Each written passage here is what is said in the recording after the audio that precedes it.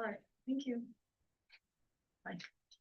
I needed to call emotional support. You are, yeah, What to tell you? I'll remember. Yeah, on your card.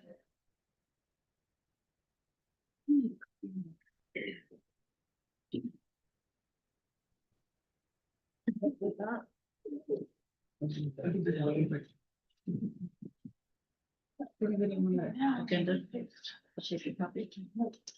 I can go grab one. I can print it.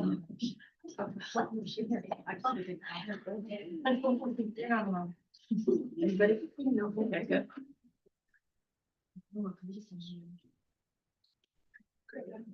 I don't know. She's driving all this now. You.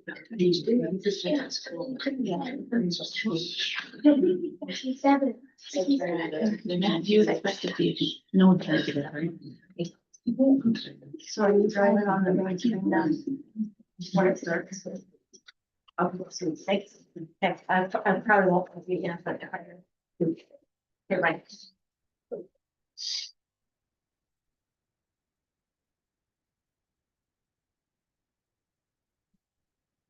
This is the school. This is the school. This is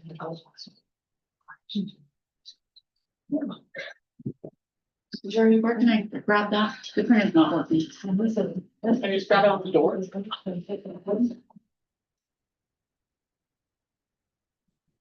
No.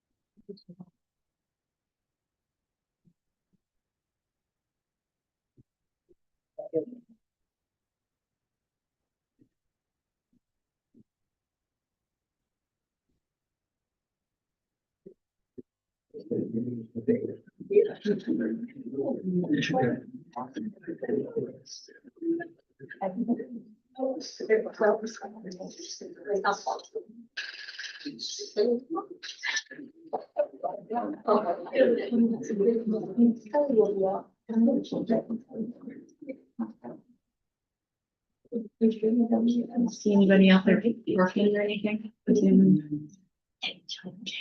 looks okay. Your movement outside? No. Yeah. One,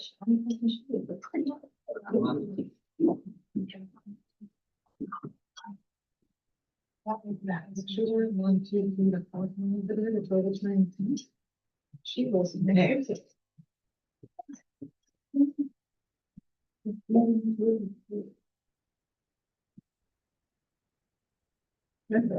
Okay, I'm going to bring the Grand County School District Board of Education regular board meeting to order. It's Wednesday, October 15th, 2025 at 5:17. We are here at the district office and available via Zoom. If you are here to address the board, please fill out, I think there's a behind this gentleman here, there's cards, then pass them up. Please put your phones to silent or vibrate or off. And we will do the Pledge of Allegiance. Oh, please lead us. You sure? Thank you. I pledge allegiance to the flag of the United States of America, to the republic for which it stands, one nation, under God, indivisible, with liberty and justice for all. Okay,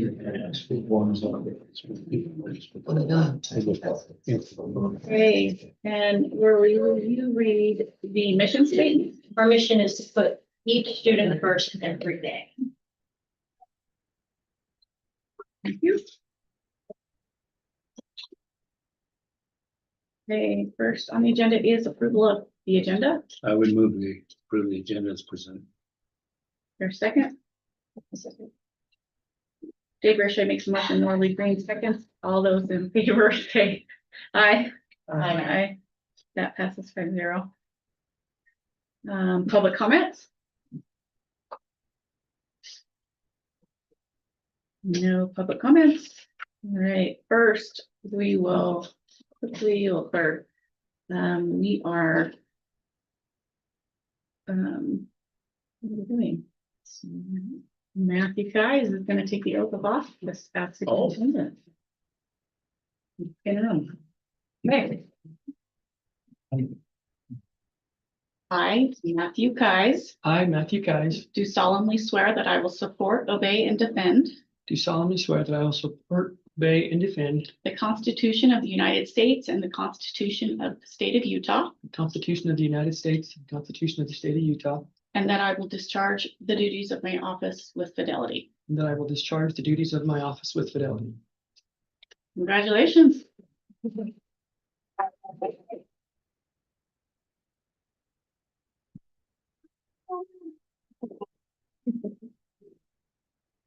Okay. You're welcome to sneak out if you want to sneak out. But you're welcome.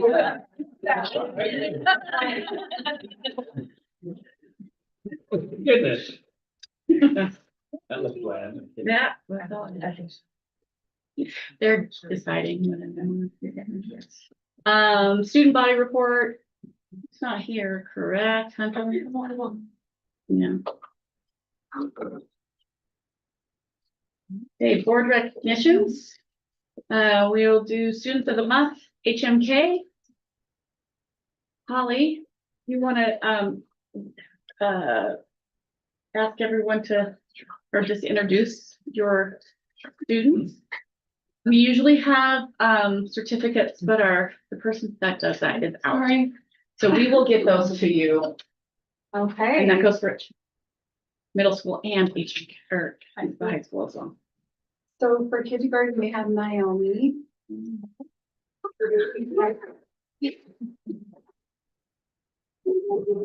You'll stand here with me. And then in first grade, we have Everett. Second grade, we have Bernie, He's probably at soccer. probably. Okay. And then in third grade, we have Byron. Byron, I bet he's at soccer. Probably the soccer too. In fourth grade, we have.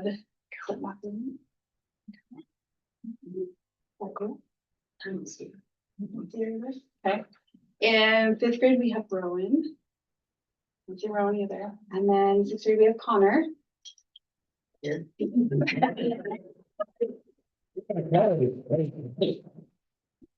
But you here from last month too. So if you're from last month, you come join me up here too in September. Come on up. Yep. Yep, come on up. That's that. I think they didn't get to come last Yeah. month, so remember your name. Yeah, okay. Did I have any others? You got it there.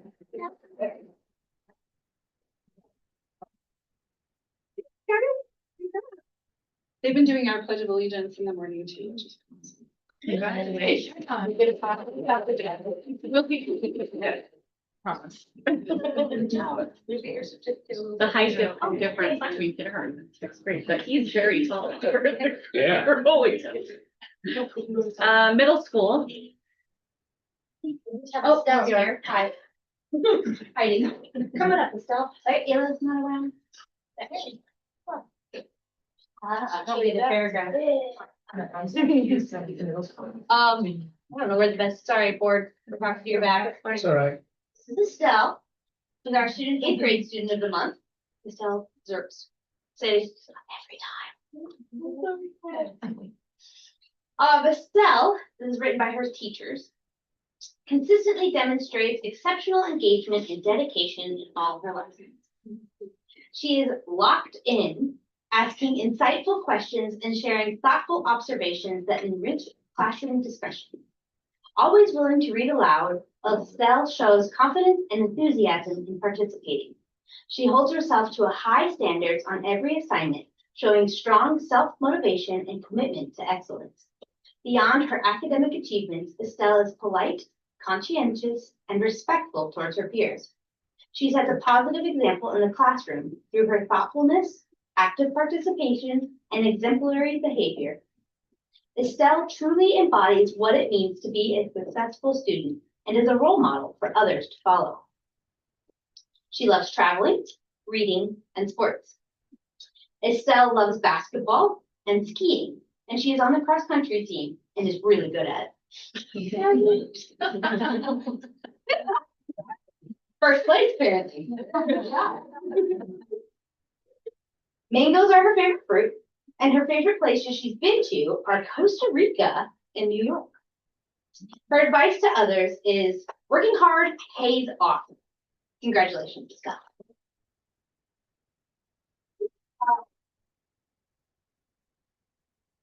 All right, Hari, next, high school.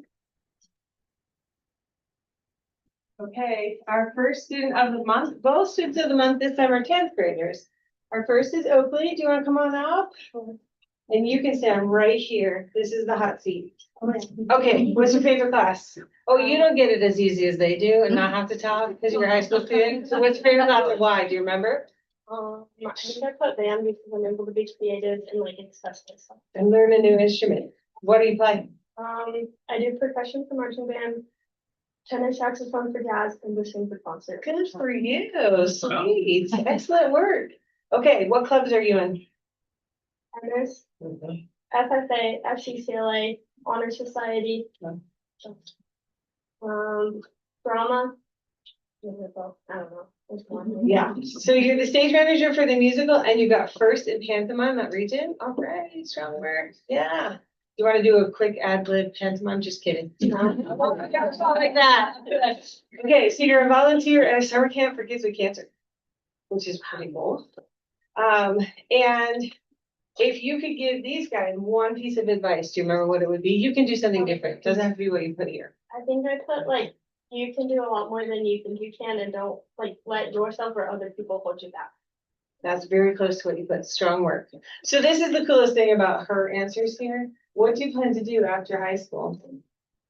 I plan to go to college and become. An exotic or aquatic vet. Oh, okay. It says an exotic veterinarian. All right. This is Oakley.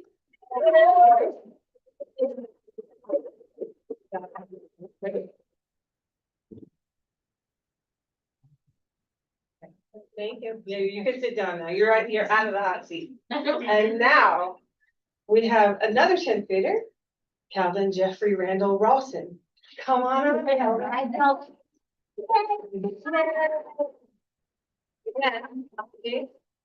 Okay, so what's your favorite class? English, I like it. I put a note on there, it's math, because my amazing teacher makes it so much worth it for me now. He actually did. Truth is, what is your most challenging class? Math, because it's very difficult, but Miss Dowd makes it pretty awesome. That's what he said. But also debate. Is this your first year doing debate? Yes, no, And what do you think? I really like it. Oh, So good. you're okay with like being up there and talking to people and making speeches? Yes, my plan is to take Emma Fraser's place as captain. Good job. Okay, you're in Deborah, this year yes. and on the debate teams. That's awesome. Outside of school, please list the things that you like to do. I don't leave my house as much as I should. That was absolutely adorable. So what is a valuable thing you've learned in the class? Do you remember what you put? How to center. How to center play on the wheel. Yeah, neither of our students in the month this week work, but you're gonna go to school to study psychology through art, which I think is really cool. That's really awesome. And if you had to tell these guys anything, do you remember what you would say to them? I do, and while it's not as good as Oakley's, it's very important. Please don't congregate in the hallways, it's infuriating. Good job.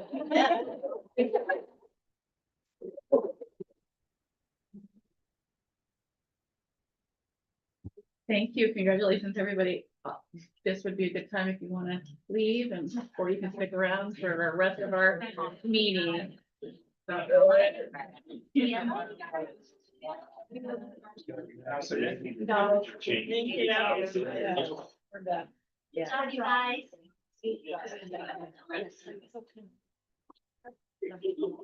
See your teachers. We need to start doing.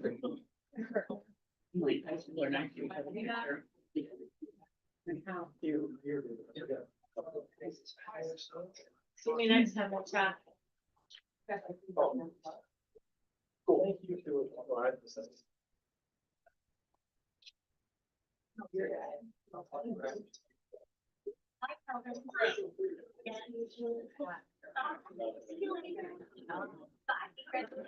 was my parents. And my youngest son.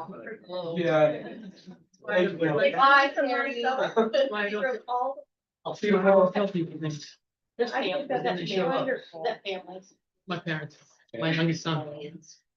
Yeah, cool. And I recognize. You couldn't see the street jacket, the tank. The ball cap is, the ball cap is.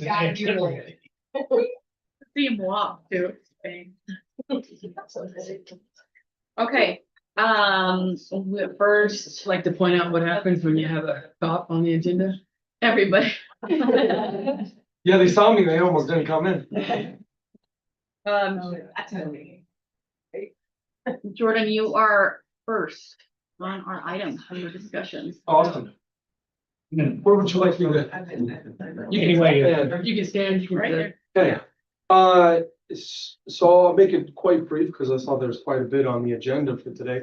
I'm Detective Roblier. I'm also a school resource officer on dual position with Moab Police Department, and I was appointed back in July and started with this school year, and I have been loving it since. Just wanted to briefly present on a couple of things. One, my focus. I have 3 areas of specificity of what I'm focusing on this year as an SRO. The first being is building relationships with between myself and the student body, and also a working relationship between myself and the staff as that becomes important to point number 2.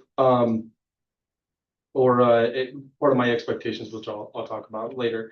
The second part is education. Education is key to.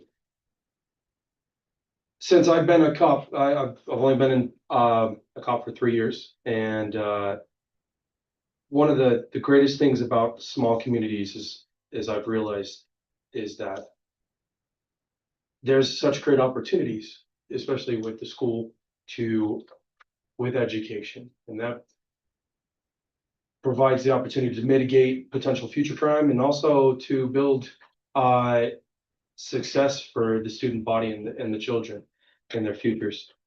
Part of that education is I'm currently rebuilding the curriculum and improving upon the curriculum that my predecessor had already been teaching within the high school. And I also another thing that I have that I'm certified in is something that you guys may not be aware of. I'm sure you're all aware of the DARE program. I'm also certified in NOVA. It's kind of an alternative. It's called NOVA is an acronym. It stands for Nurturing Opportunities, Values, and Accountability. And it builds upon it. What it does is it teaches the kids that they can nurture their own opportunities, focus on their values, and be accountable for their own actions. And it's a great building block for teaching the K through 6, so that they can be successful once they get to middle school and then into the later years in high school. The other part is safety. Safety is a big concern, and I can't disclose this to the current position of the security chief from the sheriff's department. They made a decision on it today, and that'll be something that'll come forth here soon with the entire board and the superintendent. But I've already been in talks with this individual as to kind of help assess and work together in conjunction with you guys and schools on assessing the security needs and the deficiencies. My expectations, communication from my point, from my side of things. so that the school can, be aware of the things that are involving the kids that are in our community and all the crime that's affecting them. As well as it both ways so that I can best assist and help the kids in the school and help mitigate potential future issues. I have zero tolerance. That's something that I learned when school resource officer, structure school. I told everybody to do it. And so that involves most incidents. I have a zero tolerance. I pretty much any type of thing that it meets a criminal criteria, I refer to the juvenile court system so that they can best help the youth and whatever they need. And I advise on criminal matters. That's another big thing as to what I do. The last thing I wanted to talk is my student interaction. The unfortunate part is that if I tell you about my student interactions, it's just subjective bias. So I ask if you do want to know about how my interactions are going with kids, is just go spend a day in the school and ask them. It's the best way. I can attest, since I see you every Thursday with the kids. He's amazing. The kids like him a lot, and he's great with kids. I get to see him on Thank you. Thursdays. Yeah, I enjoy it. It's been great so far. So yeah, I have nothing else. How much time are you in each school? So I'm split between all three schools. So I work, like I said, I'm a dual role. I am an investigator. I have dedicated, since this school year, I've been dedicating my time from 7:30 to 3:30 every single day from Monday to Friday in the schools. And then when I'm not in schools, time after, I work on investigations. So typically, if I do have, like, for instance, I'm one of 4 detectives with the city. I do cover on call one week per month. This happens to be my week. So, like, say for instance, something happens in the nighttime that requires an investigator to come, I'm required to be there. So, and then I try my best to be. I haven't been called out for anything as of yet, but if that does happen, then I have to make that change. So I try to spread it evenly. The unfortunate part is that some schools have more concerns and need my assistance. So I spend more time there due to those things. So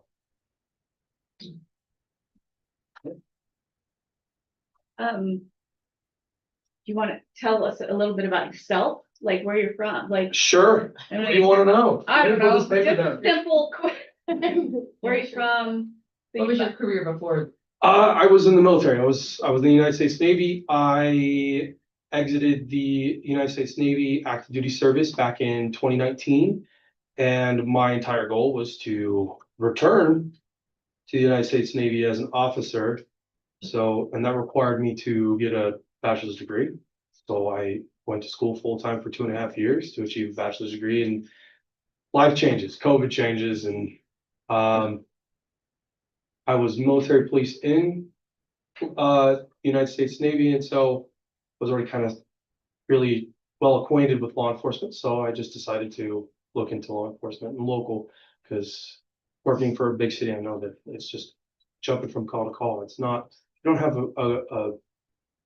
you have a greater impact in a small community. And my family's from a small town, and I love small towns. So And you have kids, you have young kids. I right? do. I have 2. I have actually all 3 are in the school district. So Mhm. yeah, one's in pre-K, and then I got the other 2 at HMK. So.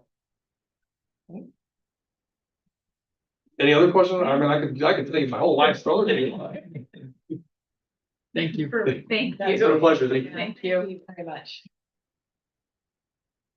Okay, next is the Bill Creek Bank Protection Drop Structure Temporary Easement. So this is just an information piece. The city's doing some work there in Mill Creek. Kind of right between, you can see on the map, the youth garden and the back end of the high school. So we're granting them a temporary easement to get down in there and do that drop structure.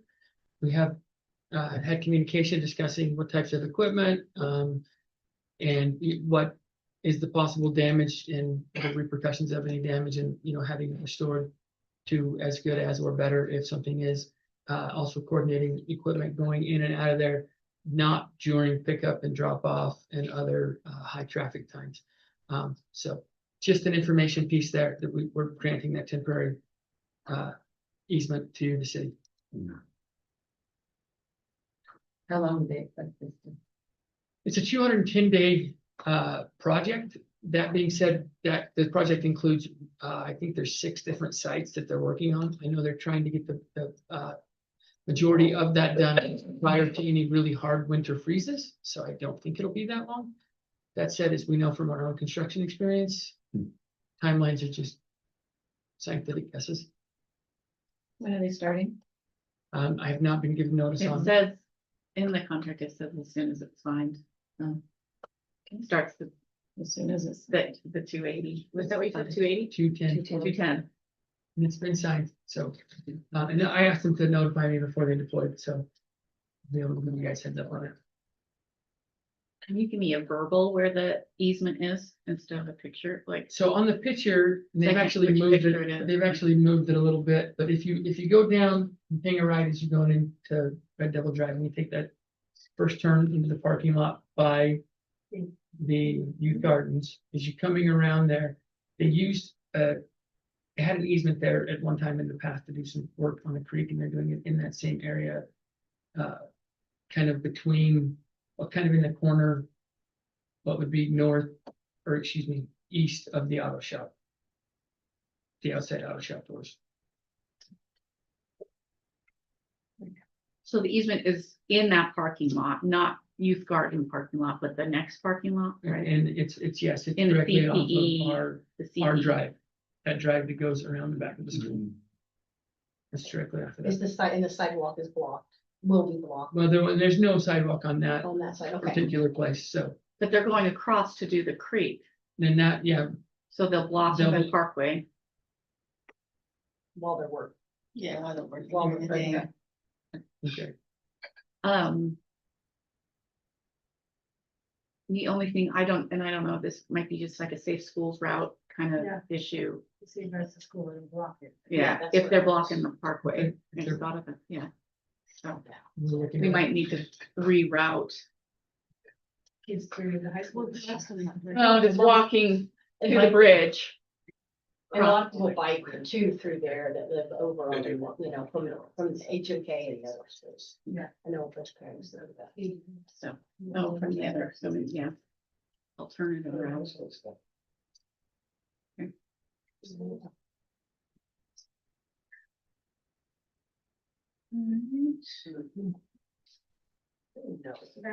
Any other questions? Is the north parking lot of the seaside gonna be blocked as well? Cause it's already taken up by the roofers. Rupert building. Yes, we can talk about it. So are they gonna totally block off the north? No. north? Okay. Leave my pitchfork in my truck.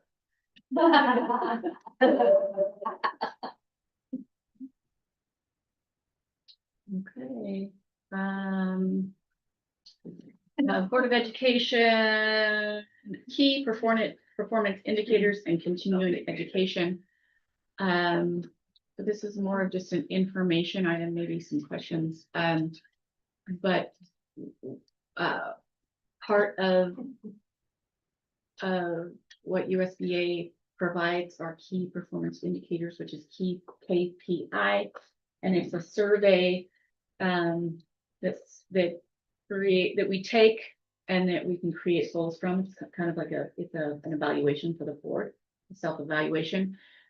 I'll reach out to Richard and we'll be sending you an email, and then you click it and take it, and then we can set up a work session to talk about those results. And I also just So they can, yeah, get anything from the building. The free food and fair. I saw something at home. oh, I'm not there. I'm on the 5 areas. That one? It's just the- Over above, yeah. And let's see, we're on, and we were kind of thinking about if, when we do the KPI evaluation, we can also maybe talk about, we can use that as a a retreat or something, and we can talk about some of those things that we talked about that we were presented at our conference, The leadership conference. our leadership conference. There were a couple presentations. We were gonna get some slides, I do have those presentations. so we could do those slides in the presentation in a work session. or Additional whatever. context, one of the things that they really talked about and pushed at the leadership conference was the board accountability to themselves and really having a cohesive board. And that's what this whole agenda, and we have two other attachments on here to talk about, is really focusing. But this key performance indicator, fancy term for self-assessment, where we measure and kind of see where we're at, if we're on the same page, if there's a major disconnect between board members on what we're doing in these areas, and then using that to target our set up our goals and really make sure that we're targeting what we want to be focusing on and putting our resources behind it. So this is a process that the Utah school boards would help us go through, and then like Melissa said, we would follow up on. This is, I've been reading this. Got a lot of. Say that, is that the The OLAG best one or practice, the, This, the best practice. okay, Yeah.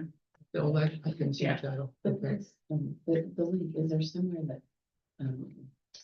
the key, like if I click So- on this, it just. so goes the- to the- Yeah, these are the 5 areas. You each scroll down. right right there. it's- Oh. Yeah. You can keep scrolling down farther. It tells Oh, you. you can, Okay, okay. yeah. Oh, right, okay. And this is also a reminder that we need to, so finish up your master Master boards. So. Yeah. So that, and I think there is probably a date. December 1st. Wow. So, It's more just a Start paying off. checklist. It's more, you're probably already doing it, but, and then we can submit that. I did finish, I think. I did everything, unless sure I don't. Figure it out. Also those trainings, so double check that you've done all those trainings on that, and then mark them up on the spreadsheet. Open meetings, Mhm, yeah. because that is something we have to do there all year, and even, school community council, so the training on.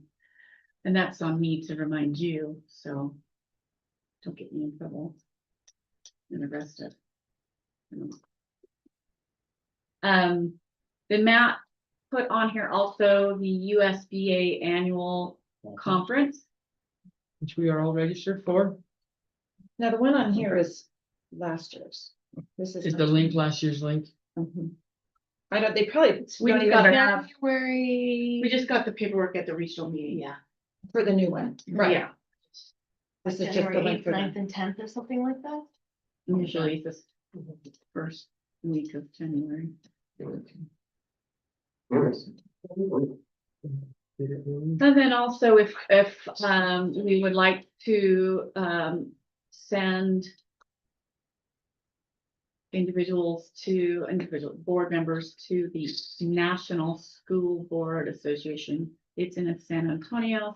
It's April 10th and 12th. It is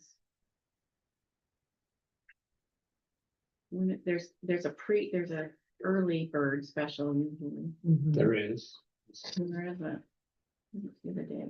Well, And the discussion around that is, we talked about it, I talked about my experience with that last year, in person registration. and there are, it could be individual board members going, or if the entire board would like to go. Last year when I was out in Atlanta, I did, interact with and spend time with boards from the state of Utah that were out there, entire boards, Salt Lake School Board, South Severe School Board, North Safety, whatever it was. Boards of all different sizes were there.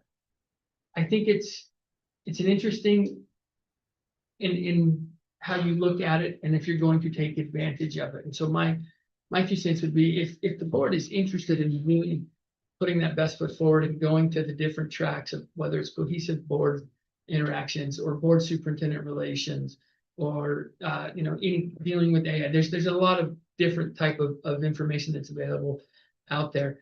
It is worth the money to send you, in my opinion, if you'll commit and really, if that fits in your schedule and if you'll commit and really if it's not something you're interested in doing, or if you'd rather just have, maybe a couple of board members go and come back and report, or even just send me and I'll come back and report. That's the board's discretion. But as we talk about really improving as a board, this is one of the true professional development opportunities that you have to really get a perspective of not just how things are in Utah, but how things are in different regions, be it the West Coast, the East Coast, what that looks like nationally, and how that applies to Grand County School District. So I may be a little more of an advocate for that than others, but that's just because I find, conferences like that to be very beneficial. It looks like to me, if we do it early bird, it saves half the money. So, But, and there are prices for entire boards and things like that, things of that nature. Definitely doesn't have to be a decision made tonight. I just want that on your radar so that we can have discussions over the next month and really. So yeah, advanced early bird is December. the 5th, yeah. So, yeah, if we want to do it, I'd rather not spend as much. So that's just something for you guys to kick around, and then, we can bring it back, or, if you want to give me direction, we can go that way as well. So really just an information piece.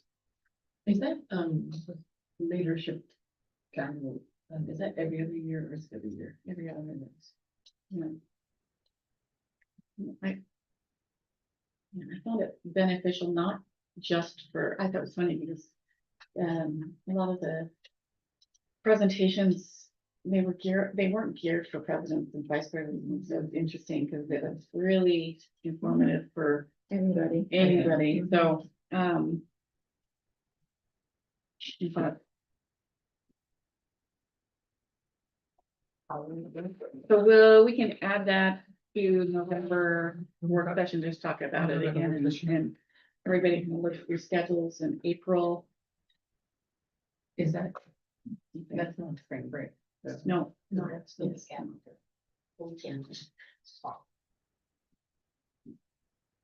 and I want to reiterate what Matt said, it is what you put into it, so, if you're there just to have fun, then there's other places, I think everybody that's going to be in these offices have been involved. Yeah, well, And it's completely possible to have a good time and learn. Yes. Can do two things. Mhm. fun to learn. Why? Yes. Okay, I'm in the middle. next board meeting and public comment, so this is a training. We're at Okay. So this is my first foray. I'm being very open and honest about it, into using AI to create a presentation. So if this is a bomb, it's that fault, and if it's really good, it's because I used AI really well. But we're going to start with a little video presentation, and then I also have some guidance that we'll go over really quickly following that. So, Nishay, can you hit play on that? Hopefully Nishay's there still. She was there.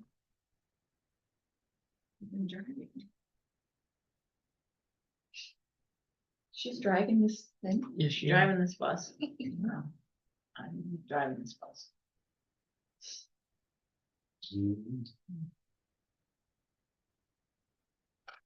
I just turned the bus on. She's in charge of driving.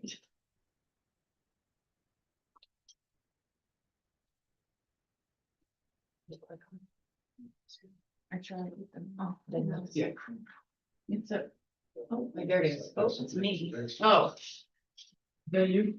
Can I do that? Yes. Oh, no, Lynn doesn't. Oh, this screen. It's just a screen. She's in charge.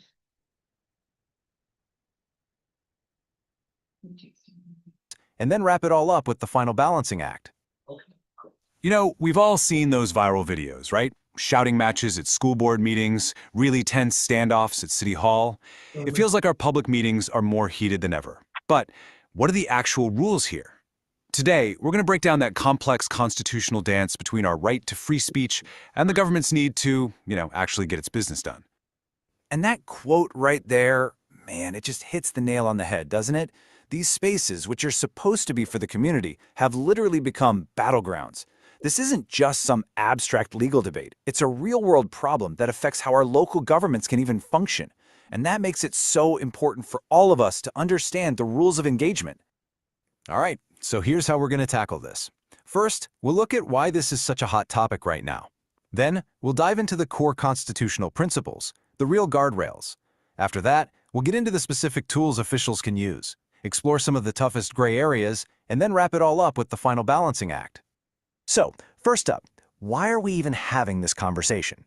Well, to put it simply, that tension between passionate and, sometimes disruptive public debate and the government's basic need to function has really come to a head. These meetings are under a microscope like never before, and it's forcing everybody to ask what's allowed and what's not. And that leads us right into the legal foundation for all of this, the constitutional guardrails. It really all boils down to one key legal concept. And that concept is called the limited public forum. So what does that mean? Well, think about it like this. Imagine an open mic night, but it's advertised for comedy only. The host can totally stop you if you get up there and start singing a sad song. That's a topic restriction, but what they can't do is kick you off stage just because your jokes are terrible. That would be viewpoint discrimination. And this is where the rubber meets the road. On the left, it is perfectly legal for officials to keep the meeting on track. They can say, hey, we're discussing the library budget right now, not potholes. That's a restriction on the topic. But on the right, they absolutely cannot shut someone down just because they don't like their opinion on that budget. That is the bright red line. It's called viewpoint discrimination, and it's a big no-no under the First Amendment.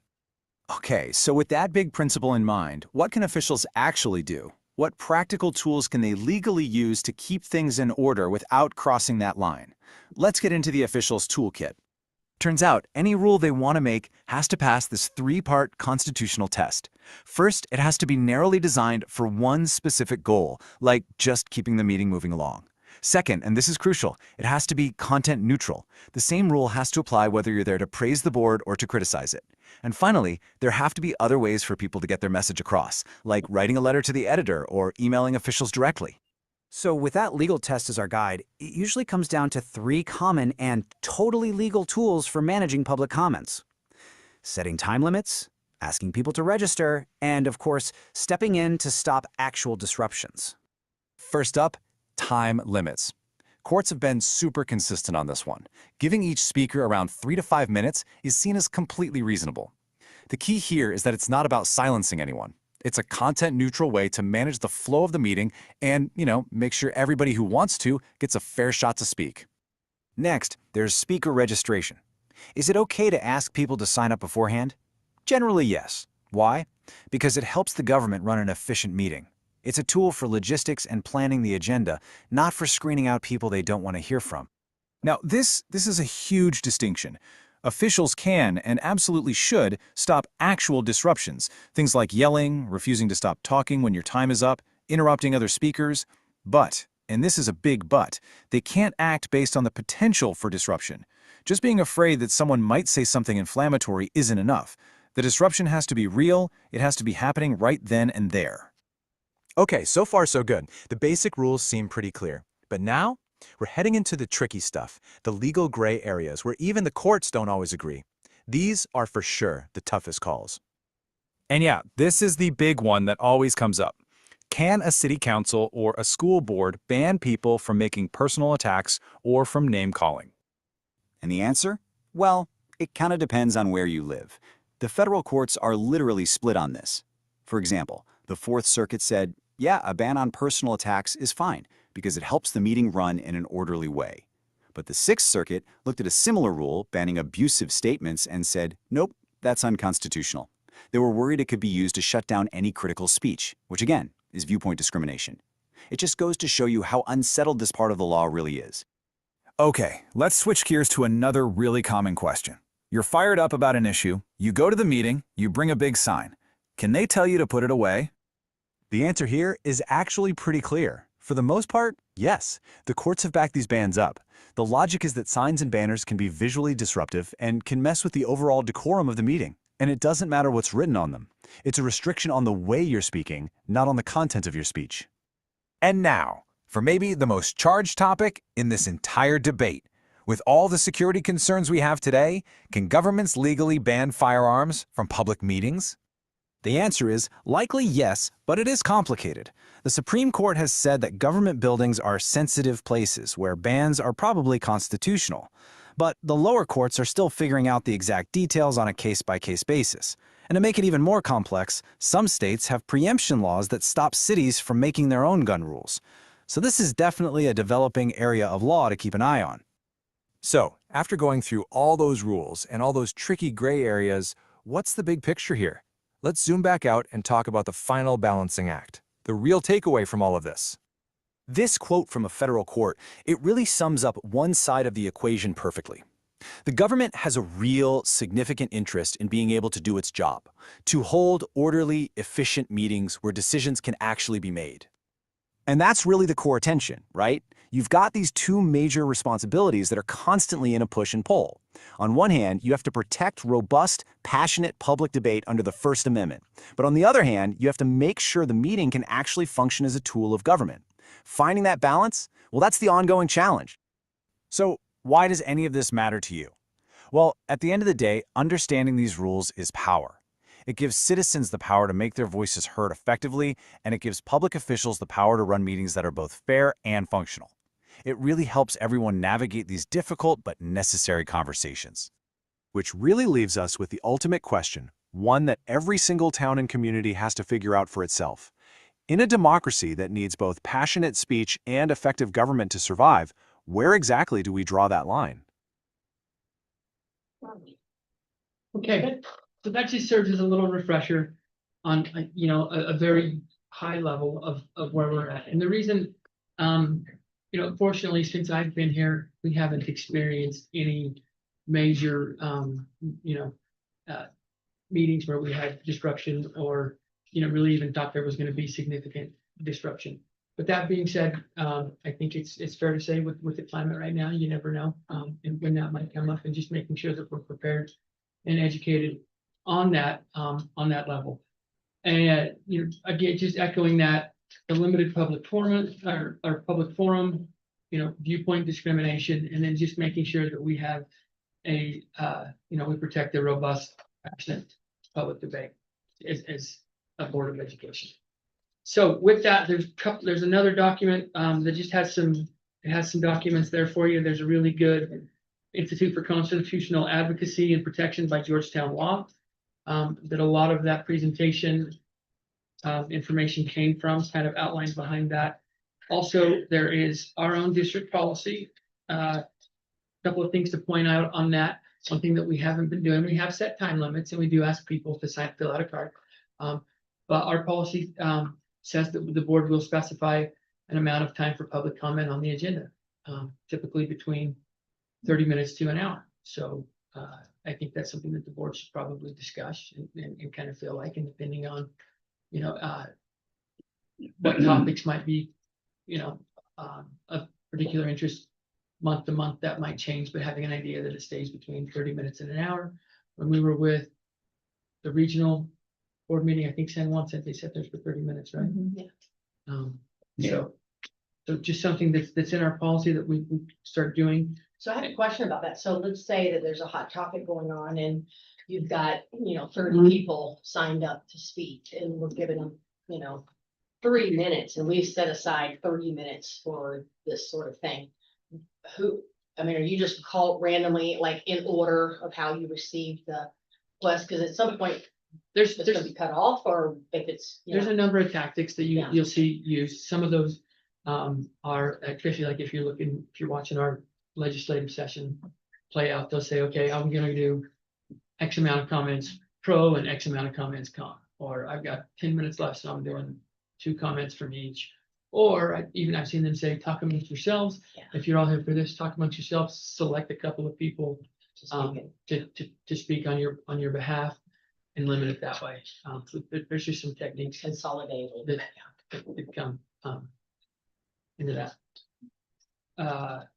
So that the last thing document is just the public comment statement that I have there for you. That is something I'd like to see the board start reading at the start of every public comment that we have public comment.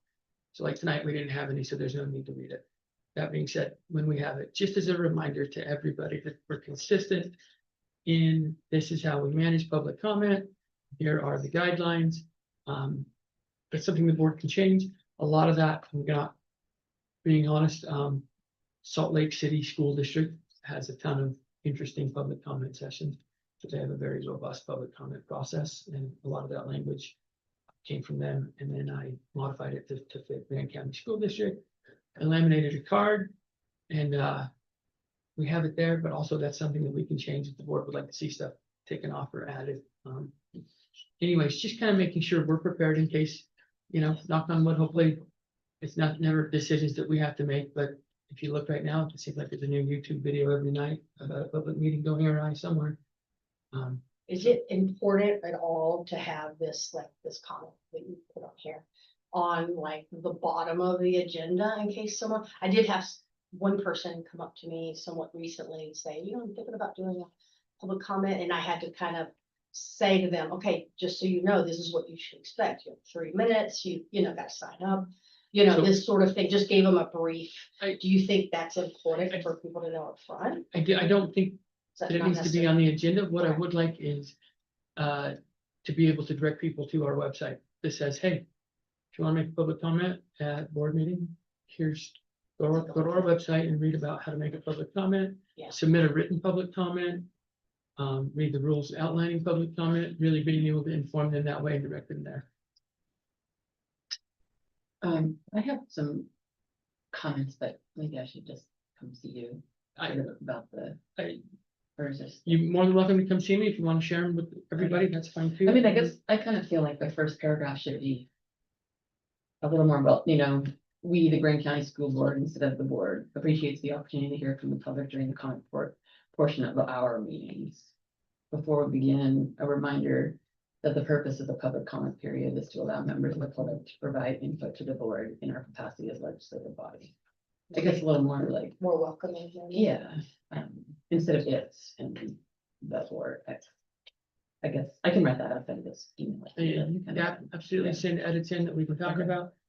That's about as touchy-feely as I write. As you know me. So that's definitely an area that I can grow in. So welcome any feedback on that.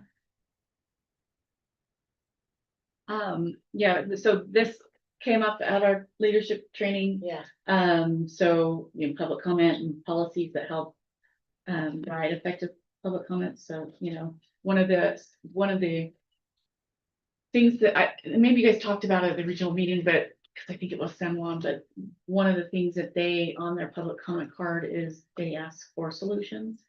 There's like a little section of, if your recommendations, That they would say. out loud. yeah, that the Yeah. people, Or that be offered on their little, because on the form we write, this is like on the card, it says, what do you want to speak about, right? Mhm. I don't know, I mean, it'd they're be upset interesting to that we don't say, recycle. do you have any So solutions? Not that they have to, Or feel free to share. feel free to share Any any solutions. solutions. Yeah. I don't know. Just something like, that's just they're welcome. one of to. It's something, yeah, one of them, yeah.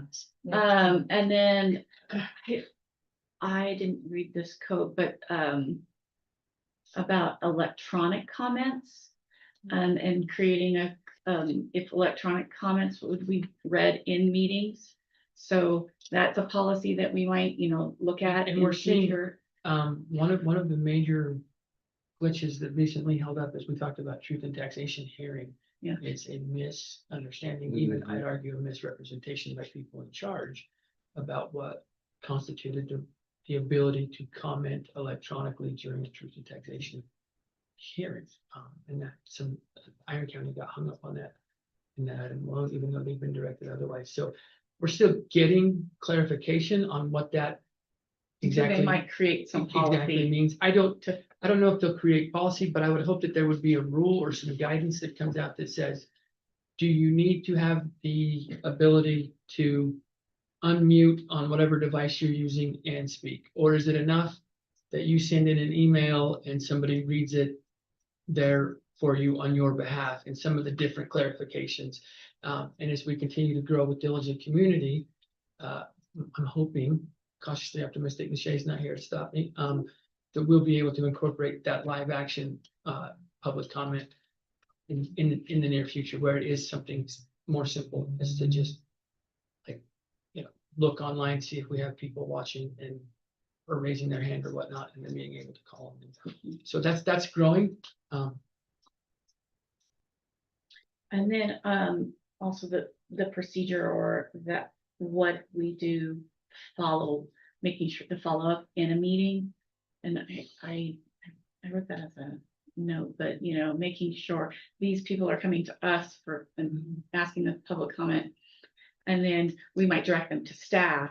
And then, so how do we as a board know that some things were addressed? And so maybe, in agenda planning, we talk about putting those on the agenda, like just information items. Information items, or If they're follow-up, if there's certain things that we need to hear about. even giving that directive to the superintendent or the business administrator, whoever needs, will you follow up on that and report back to us with with an email? Yeah. Something similar to that, just having that kind of holding Comment made. administration accountable to. And I report guess back to creating board. that procedure of like, that's how, as a board, we want to get that follow-up. Making sure that the questions were answered, the concerns were. And typically, I've never had an experience that I can think of where somebody has made a public comment and not felt like they were heard or listened to. I have had a number feel like their public comment wasn't addressed because they didn't like the answer that ultimately came down, and that would cause them to circle back to the board. And so kind of just having that communication of, yeah, this is what was, we looked into, this is what we found, here's how we addressed it. Yes, they're happy, no, they're not happy. Do we do, so is that a practice that we do? I'm not aware that we do this, that if people do have a public comment and we can't really respond in the meeting, like you say, we can bring it up at a follow-up meeting, or just like just send an email to the board president or the superintendent. We appreciate your presence, or your question or your comment about X. And like you say, you give an answer. I guess maybe there's not always answers. I'm just wondering if just courtesy is just to send an email. Thank you for coming. Thank you for being willing to participate in this process. And we may not be able to fix this problem now, but I think that's just sort of courtesy. That's at the board's discretion. Most of what I've seen throughout my career has been the board telling the superintendent to take care of it. Make sure, we're directing you to the superintendent, and that means the superintendent's gonna follow up with whoever is making the public comment, or delegate that to whoever needs to, whether that's HR or, the high school principal or whatnot, and then follow through, and you're holding them accountable that they're following through on that. To what level that needs to be, not micromanaged, but maybe more broken down to, how much communication is going back and forth between the board? Or do you just trust that you've delegated it, it's gonna be taken care of? I think that's kind of a board decision, but that's primarily how I've seen it done.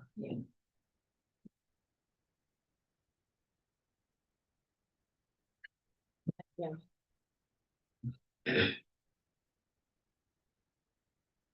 you gotten any comments before, like by email? Have you No. ever gotten comments via email before a meeting? Yeah, my question is, I never know if people are emailing me for anonymity or like, because they don't want to come speak at public comment and they do want it on the record, or if they're just writing me. But I usually forward it to the board.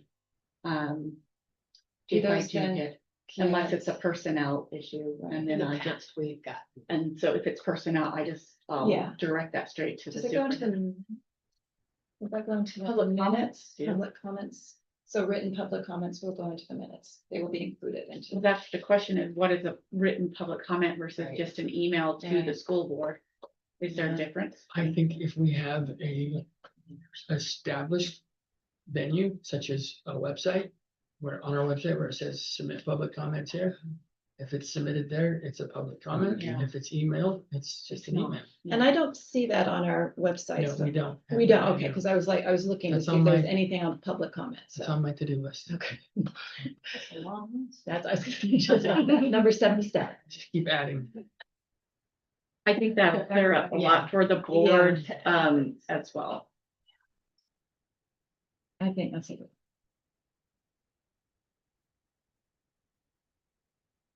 Okay, moving on, any questions? Moving on. The model policies. USBA, so we have the board will review the new policies. We have DAHA drug testing of the other employees, DKF military leave red line, DMBA employee work information privacy, ECLA or ECL curriculum firearm safety, EFE grading packet credit, EHC graduation focused graduation pathway, FDACG health requirements and services, mental health treatment, FDD school meal payment,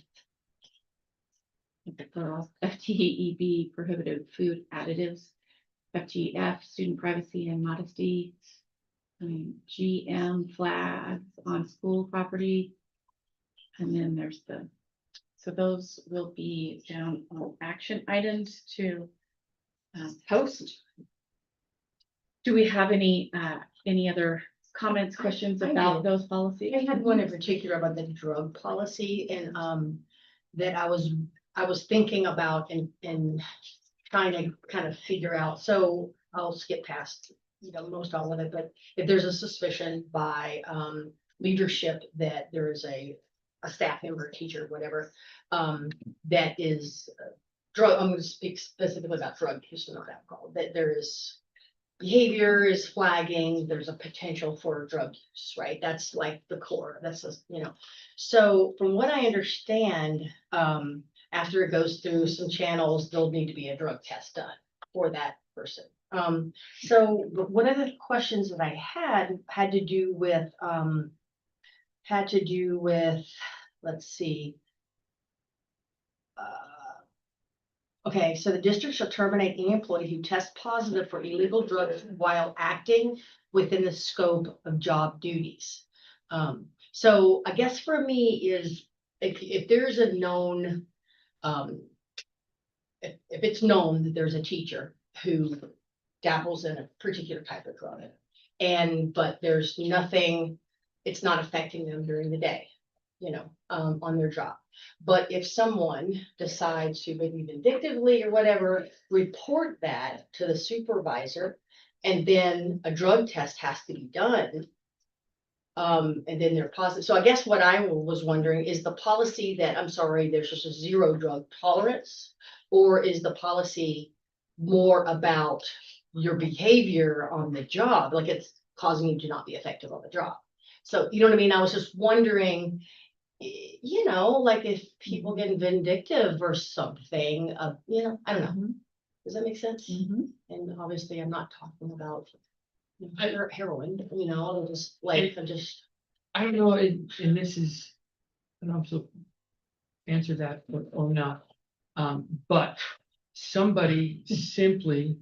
$30. $80. At least it's fixable. Overpriced. Somebody reporting Why now? an employee using drugs may not be enough to reach There have reasonable to be suspicion. evidence that it's interfering. In and of itself, that may not be enough. So there would definitely be some discretion there, and then looking at what constitutes reasonable suspicion, and is it reasonable suspicion that we've observed versus, hey, so-and-so was down at the park and I don't know what they were on, but I'll take two of them type Right. conversation. Gotcha. Okay, I just needed Not some- meeting that, and I think this issue has come up. I've seen it, the pendulum kind of swing over throughout my career where, you had good teachers who were, high-performing teachers that maybe got hurt on the job and had to do a workers' comp, and as part of workers' comp, did a drug test and came back positive for a substance that may or may not have been legal in that state or the state next to it. And they were getting in all kinds of employment battles and things of that nature, and it marched its way through the Supreme, or not the Supreme Court, through the Circuit Court. That being said, if you look at what's going on with UPAC most recently, some of these testings are getting as simple as a, letter of warning that's not even attached to your cactus file. So it's kind of a mixed signal right now. And I talked a little bit about that when this policy came up. Is what, sometimes there's a motive behind the policy or, Yeah, I was just. and I'm not sure. I would go as far as to say though, and I hope I can speak for the board, Grant County School District does not and should not try and run off quality educators. So I would hope that we are, using Okay. our discretion to the best interest of Grant County School District in enforcing this policy or others. Now, sometimes your hands are tied and you have to do things. But I think that's worth, Right. thinking about and looking into, and I can look a bit to it more on my end, and is we get back from public comment, what we see there, and possibly, we're changing a shall to a may. Because that's a big difference in policy, Yeah. so. Well, I think you go back to the definition of reasonable Yeah. suspicion, right? Right. And So what is? that might be Very different. loosey-goosey. Well, that might be different in different communities too. Sure. Yeah, no, you're right. So I think Okay, we can. that's, yeah. So I talked to Matt also about the which one was it? I don't know, but I don't remember, so. Well, it's okay. The who's the gym one? Oh, the student privacy and modesty. And what that might entail, because that is talking about changing rooms that's locker rooms. And so this is saying that we are not allowed to require students to shower or change in locker room or gym, unless it is partitioned in a very, so we might need to Fully look. partitioned, right? Fully Yeah, partitioned, like a back install kind of. Yeah. I've heard this discussed at length at both superintendent meetings and business administrator meetings and UPIRA meetings. And there is a spectrum of what this means to districts and also what districts are doing in response to it. Some of the more great is not the right word, but one that was interesting to me, like a district the size of Nebo, which is huge, talked about with physical education classes. Back in the day, you went and you changed into your gym shorts and your t-shirt or whatnot, and now changing for PE for the vast majority of their district is simply changing into a pair of sneakers. And everything they do, they can do in their street clothes. So they have a pair of sneakers, and now there are exceptions to that, like if you're in an extreme weightlifting class or a sports club, football class or something like this where it may require. So reducing the number of times that students would be required to change.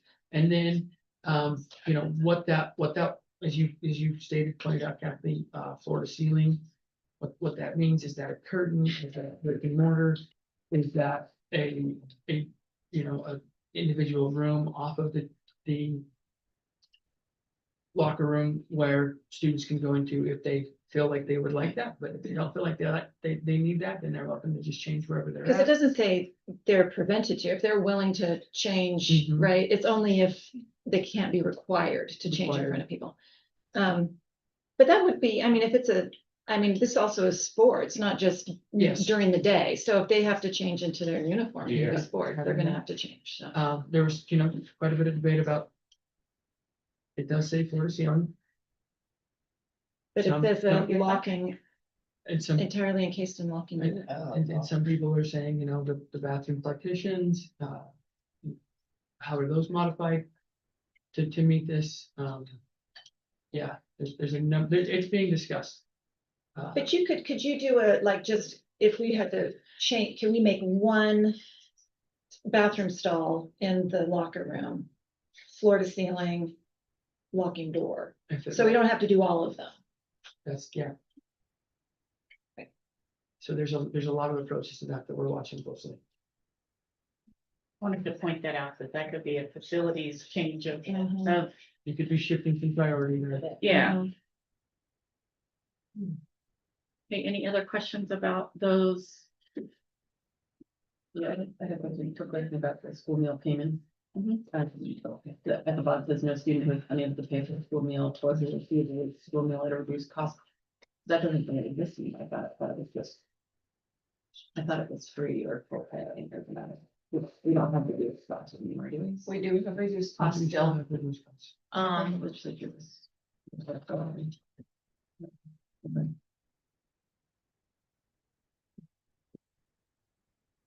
Any other I can questions? elaborate if you want to. We do have reduced costs still, Yeah. but the way that the state is doing it this year for those that are reduced cost, they do not have to pay, but we have to still track them if they're under reduced cost, and then there's a grant that we submit for reimbursement requests for the Oh, cost of okay. meals. Okay. So So they're still. It's- in the it's- category, yeah. Yeah. And that's what. but we still have to track them as Okay. reduced currently. Hey, Corey. Can I borrow the cheaters? I got a pair in my office. Hey, like.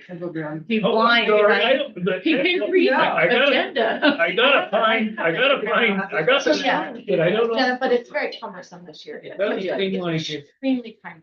quirky, Yeah. but I can't. Why do don't it. So the Sorry. feds are paying so much, and then the state comes in and pays for. But we have to Anger. still track them separately, because I think the state.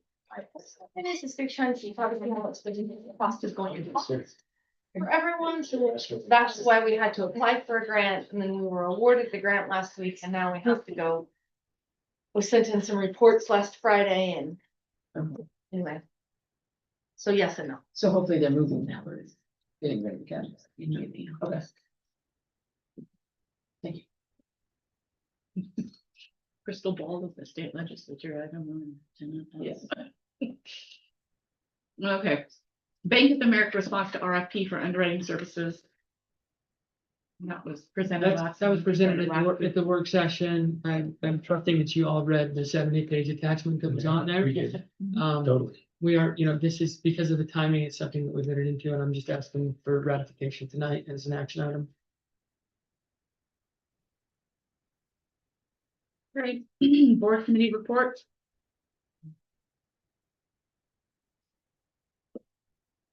So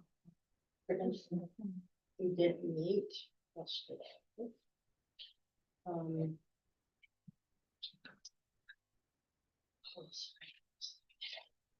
We're continuing to move forward on.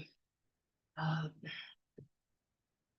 don't want to say it, just sort of tightening up the communities that care program, and making sure that we have, that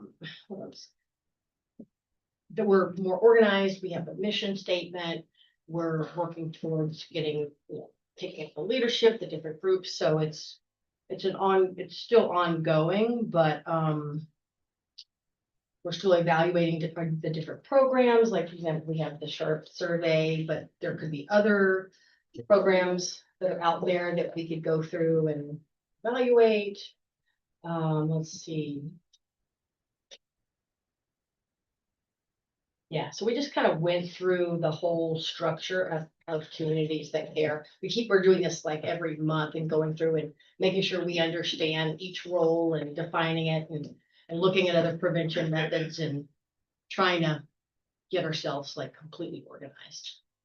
So, I mean, there's also a report from Zandra you can see in there too, that she has organized notes, but that's just. Did you send an email or did it get?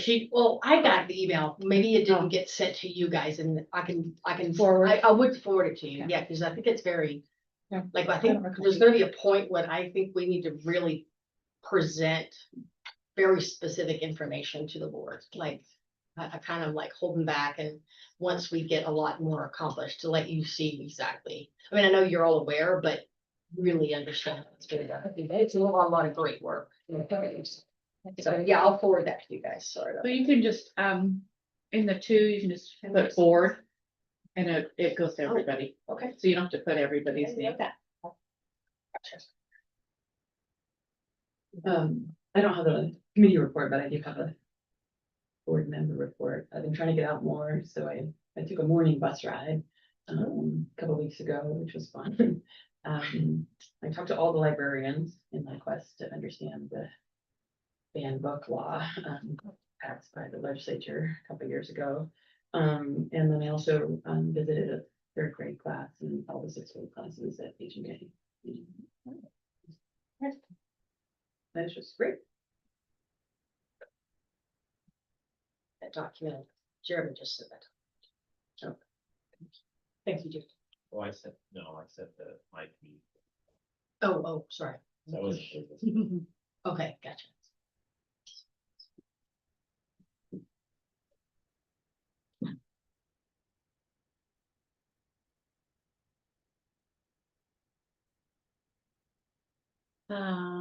Happy. You know me. Well, are you gonna do negotiations? I So pulled you're it up. looking at the I email. pulled it up. Did you pull it up? Okay. You can talk to it. That's fine. Well, so negotiations, maybe some of this has been addressed. There was talk about changing the parent-teacher conferences in November 13th, so it'd be an early release for secondary. So I don't know if that has been decided. It's been discussed, it wasn't changed. It was not changed, okay. And so there was the discussion about parent-teacher conferences and that, talking about, there was concerns that there was not a fall break, but that had been decided earlier in the year on the calendar. And there was also discussion about the fourth grade class, that I guess fourth grade classes are getting big, really big, so. But thus far, nothing, no change. Matt and Holly are watching the staffing ratios is what now. What are they now? I'm just curious. They're at 30. Right on the flat. 30. And the averages for the other classes are 25-ish. Very interesting. 30 is hard. Fourth grade. Free pubescent, whatever. Oh, wow. So that's all I was gonna say about this. Jerry talked about Mid-American Pipeline, maybe reach a settlement. That'll probably be in the So we'll BA. be starting to talk about that. The BA report, right? The Mid-America. Yeah, but I haven't got anything final from the county yet. Okay. But we're thinking that there's like 3 final years, right? It's 3 final years that there are 4 final years that are being negotiated. And it is decreasing in the assessed over those 4 years, so it's not as much as the first 2 years, which was like 16 and 17. We're the biggest. This is for 2018 through 2022. And so do you guys know what that is? So Mid-America Pipeline gets assessed, their property values get assessed or assessed. Essentially assessed. Essentially assessed, they pay them, and then they appeal them. Right. And then we have to pay back the money that we've gotten, but they're gigantic. Yeah, they're gigantic, and And so- I guess the disappointing part of it is that it's not our county that assesses them. They're essentially assessed by the state. But, and so the state assessed them and tells them what their property tax liability is going to be, but then the company has the right to appeal that to the state. And so then the state either settles or whatever their litigation process is, and then but then it's the county's job to say, oh, sorry, we gotta refund all this money to. It just looks bad. And Plus we're, plus interest. Plus interest, yeah.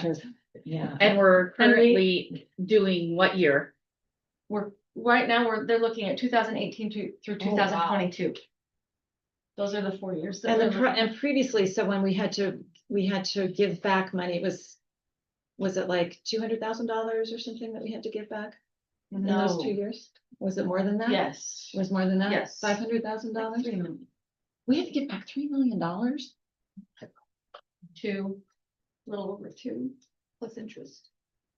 Back in for 16 and 17. Wow, So that's I don't remember that at all. done. That's a lot. That's hard to find that. So That's what you're looking at here too. Yeah. But we have no control over that, no, so. so, but he did say that they're hoping, kind of alluded to December, coming up with a final number. And that was from only the school district. That's only the school district portion. We're the largest. Is it but big? that's, Right. It's Yes. Dave, do you have any? I am subjected myself to community councils. And so I did attend HMK. I mostly go to observe and listen and try to find out what they're doing with their money. A whole lot of it's in paraprofessionals and things. It's a little different than when I was on community council because we were giving away sharpeners and Proposals. yeah, well, and Chromebooks were big. But the only thing that came up, and I took it as being directed at me, were we still committed to high reliability schools? I said very much so. And we're very well aware of what it's all about, and Matt's right up to speed, so that was the only comment we made. what community council was that? That was HK. One of the members brought that up, and I just said, I assured them it was the whole board's decision in the beginning, and it's the commitment of the board and staff that that's gonna happen. That was really it. It's a very organized situation now. It isn't helter skelter like my days. You know, like, we had 30 people and everybody had an idea, but anyway, interesting. It's well run. Mhm. Okay, any other committee reports? All right, moving on to business administrator report. news to me, I was supposed to have. Sorry. We're in a hybrid process right now where we're working on those, so I would anticipate the business administrator report and the superintendent report would be better down the road. But right now, I can assure you that we're doing everything in our power to keep going in the right direction. We've got a lot of projects going on, whether it be Mid-America, construction, Refunding. yeah, bond refunding, which we're very excited about. The numbers continue to look good. Just dealing with the day-to-day growing things and moving forward in the right direction. Yeah. So if you have any specific questions that we can answer between the two of us, we'll either know the answer or we will make something up. Or we'll research it and come back later. But that's the extent of it tonight. Just want to maybe go home. Once in a while. Your trucks are a lot. I drive by. Community coordinator report. I think Jeremy emailed it, so that, I've been that's a. running around doing events. No worries. And then the monthly school reports are attached.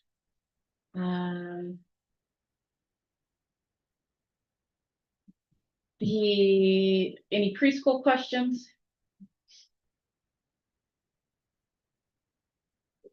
Thank you for showing, previous year. I like that. Yeah. That's good. So that's the growth. It's interesting because kindergarten is not Again. just the enrollment this year versus last year. Yeah, we have 14 coming on next Oh, really? 6 weeks. Ah, great. And we're hoping that that will continue Yeah, that's into just, kindergarten. That would be fantastic yeah. if we can maintain. That they will And what's continue to the, go. There's a cause- lot coming and what's the cause at of, the end of the year. what's the cause of that? Child time and early intervention. So, it's constant. If we think a child is needing services, We find it, Gotcha. we find them. So, Are you finding more parents themselves or realize are stepping up, or is it always, does it seem to be you guys always the ones you found? like there's more parents that are like, oh, there's a Follow. resource out there. Yeah.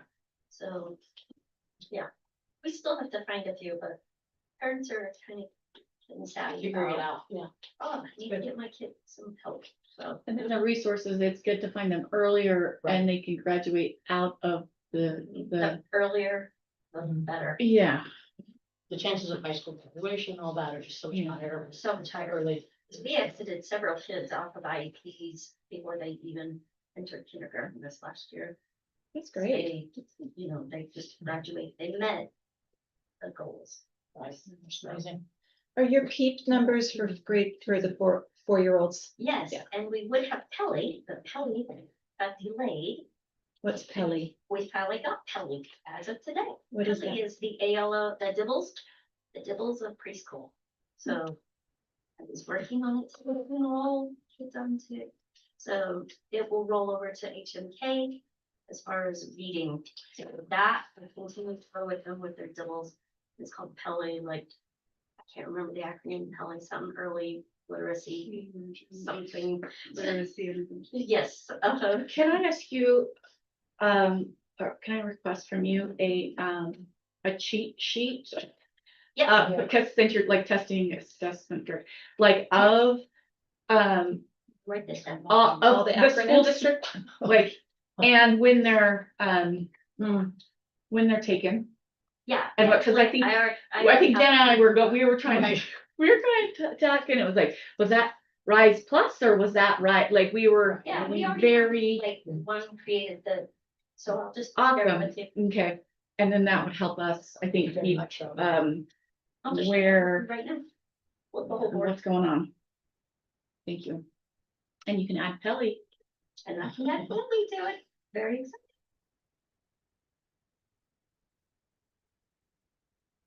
Okay, HMK report.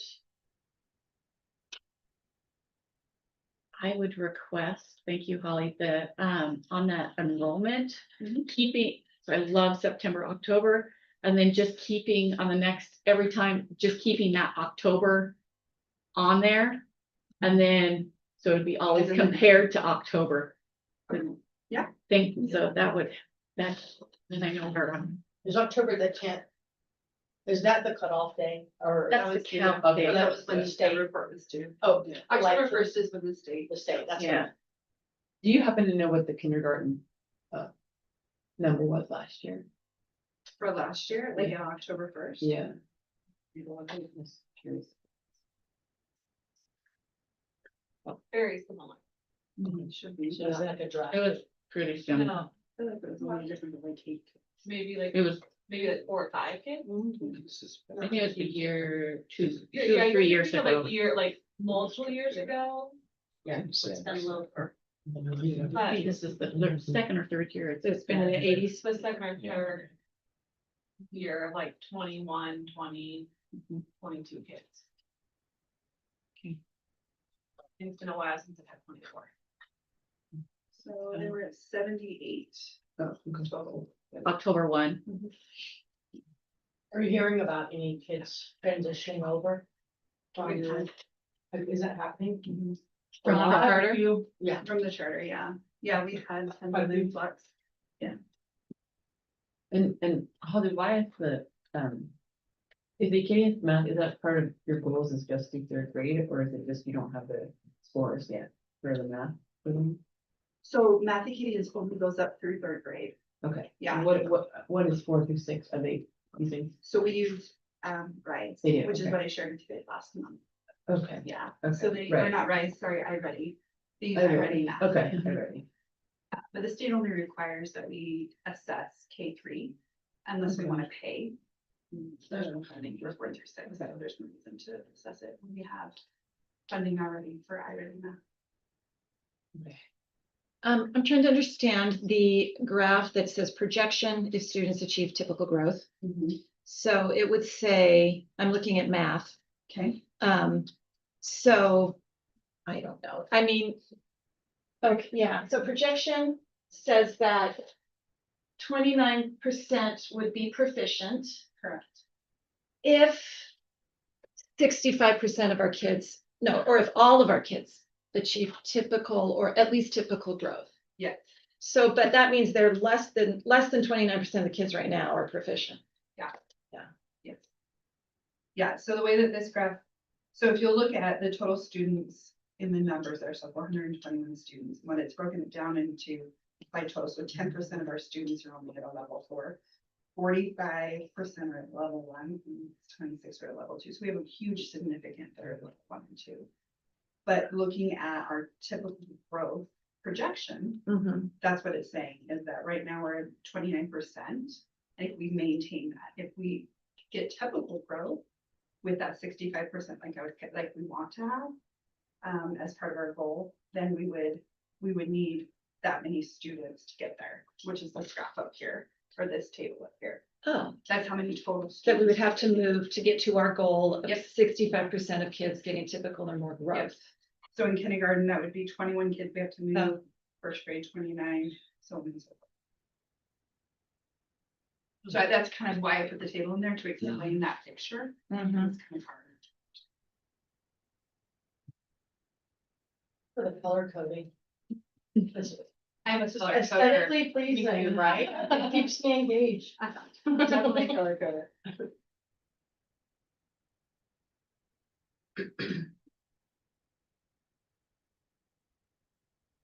Any other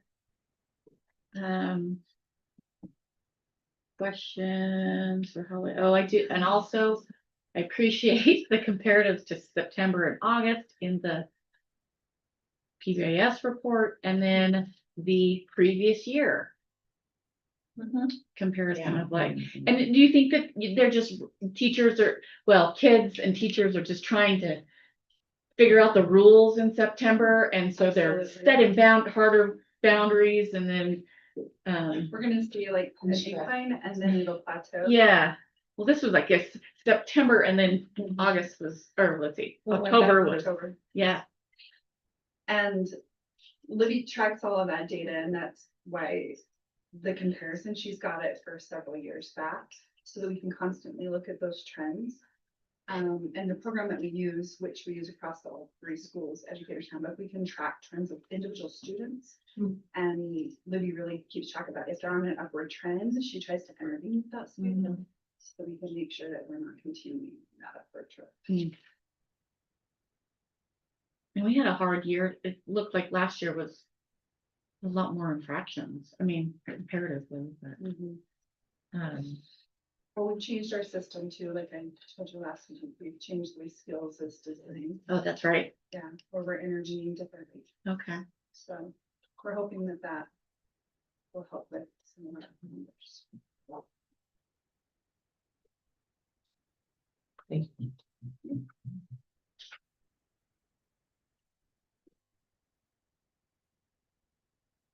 Okay.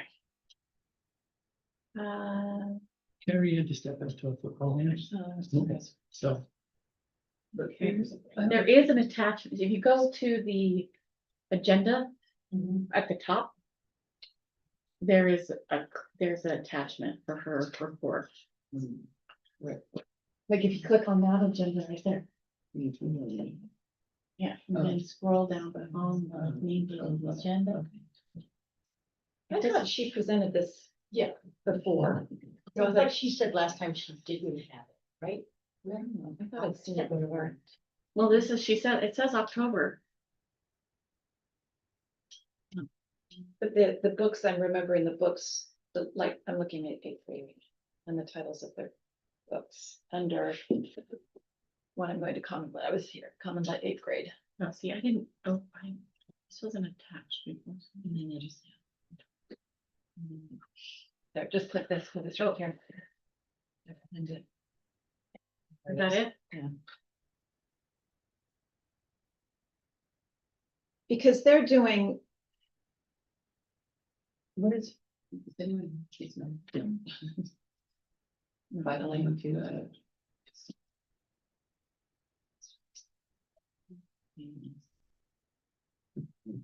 Yeah. Oh, we did see these. But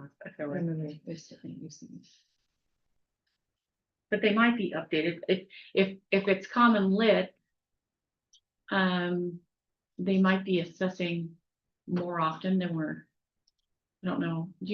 We just did our mid-year, our middle of the term, starting next week. So, and you can only do it within 30 days of the first day, the first time you test. And so they haven't done their MOR. Oh, so there are, so it's not a monthly or, it's not a monthly or No. it's a No. quarterly Correct. assessment. And probably because they're on a year, probably we were the only ones in the 30-day grant, probably because they're on a year. They're not gonna do MOI until after, I'm guessing until after Christmas. My sophomore said they did something today, because a couple of them came No, in. no, not, she's talking about those. But aren't they doing the same thing? Yeah, so when we get to high school, yes, the English teachers did send out common lit scores to all the parents.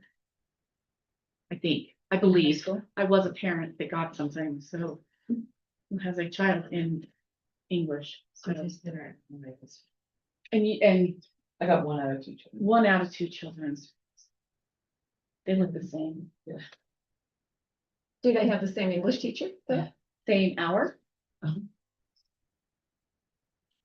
Stuck. I wonder if it went to your thing. Maybe it's a mine. I don't know. Anyway. All right, so if you do have questions for this, on this report, please send them to Carrie and she can, Copy me. this one copy.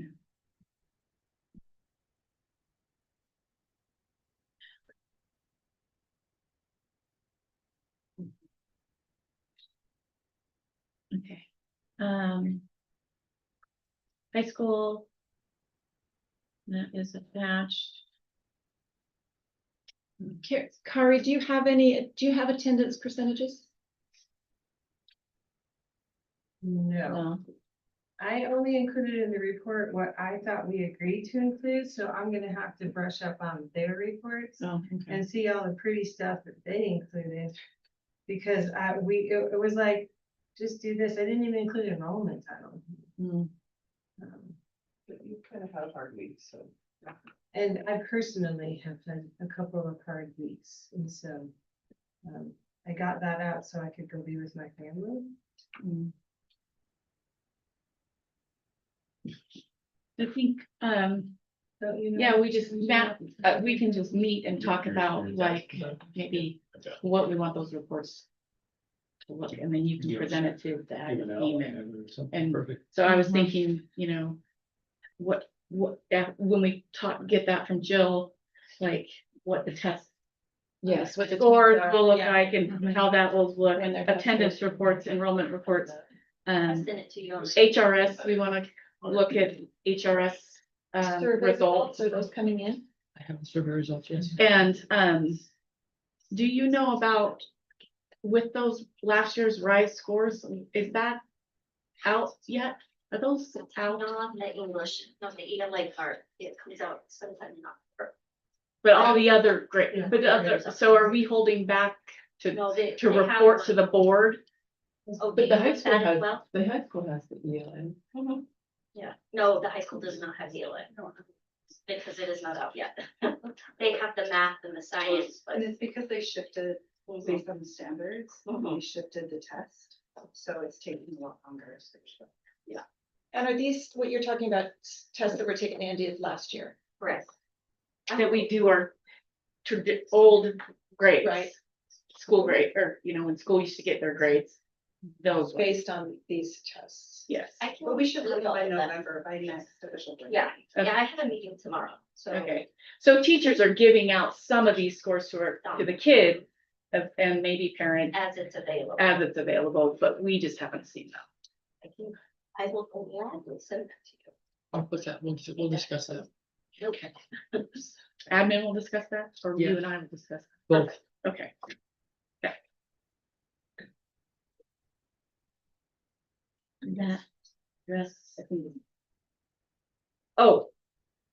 There was one more thing you said. I'm also, another thing is, maybe cell phone how that's that's going. So, at the high Are you school. wanting detailed, like, or just how it's going? Are there infractions? Like, if there are cell phone infractions, are they written down somewhere? Okay, so maybe Can if we, if there's data, curious, you know?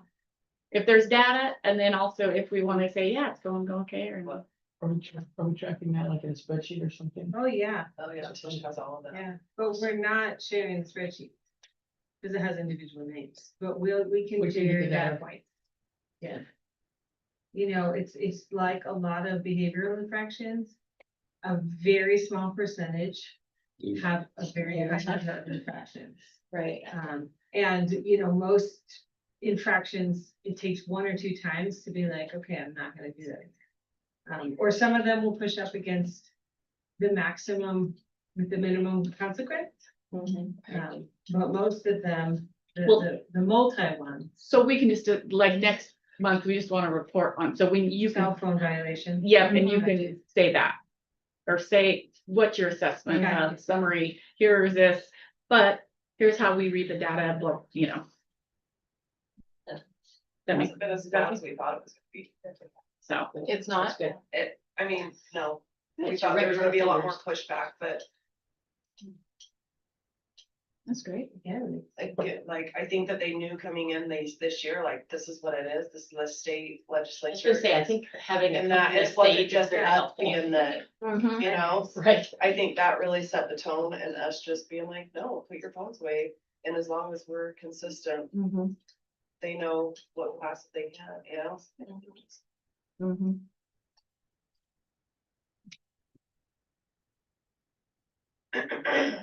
Okay, moving on to consent agenda. On the consent agenda, we have so the board work session, maybe Nishay can answer this, but if she's not talking, October 8th is listed twice. I don't know if there was supposed to be another one in there, or it was just, they were the same One's a- document. It's, One's a minutes. I think it's gonna be a clerical error, because I can see the book HMPL, but one's locked and one's not, so Oh, I I opened think it. it's, I think it's duplicated. So the difference is that on the one with the lock next to it, there was something in there that was a members only attachment. And so that is why there are 2 separate minutes for that. They're duplicate, okay. Okay. And then Nishay, since you're on, I have a question about if there's ever a split vote on with diligent, you have the ability to write the split, who votes? I have the ability to select if each person is in favor, against, abstaining, absent, and there's one other option. And we talked about it at regional, Yeah. you weren't there. Oh, Right, I Okay. can't remember what the. We discussion was. do have, it's similar to the roll call, it's your name and you can. let Okay. Each individual board member voted, and then okay. we can track that. So on the minutes, I would request to at least have the number vote if it's 5-0 instead of just passed, or, Okay. I don't know. Yeah. It makes me feel like, and I know Oh, because it doesn't someone was- say it. someone, if it was yeah, just say, it just says passed, and so Mhm. if there were only 4 people voting because one was absent, it still probably would say passed. So we could show Right. 4-0, 5-0, Yeah. 5-3, or 5-2. But if, Through two. but if, now, the We charm. got more. but if there's if it's a 4-1 or something, I think we should list, who voted how. Split votes, okay. Thank you. Yeah, I can do that on the line next to it. Okay, thank you. Mhm.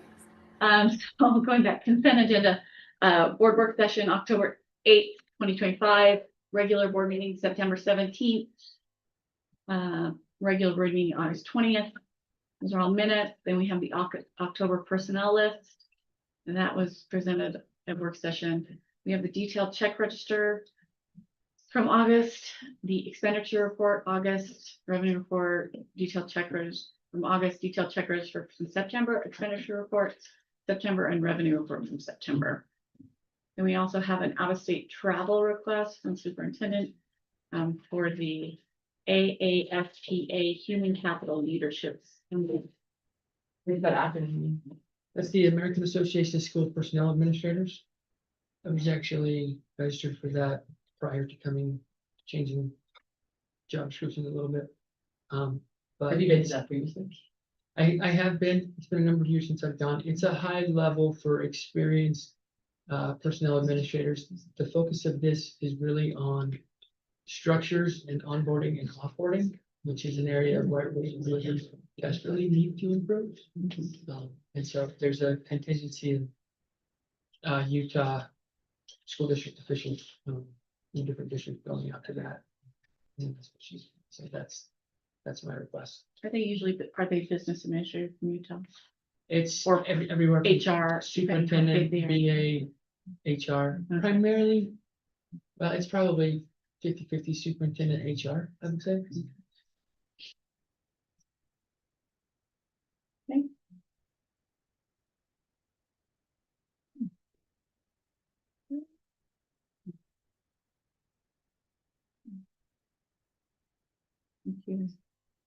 Yeah.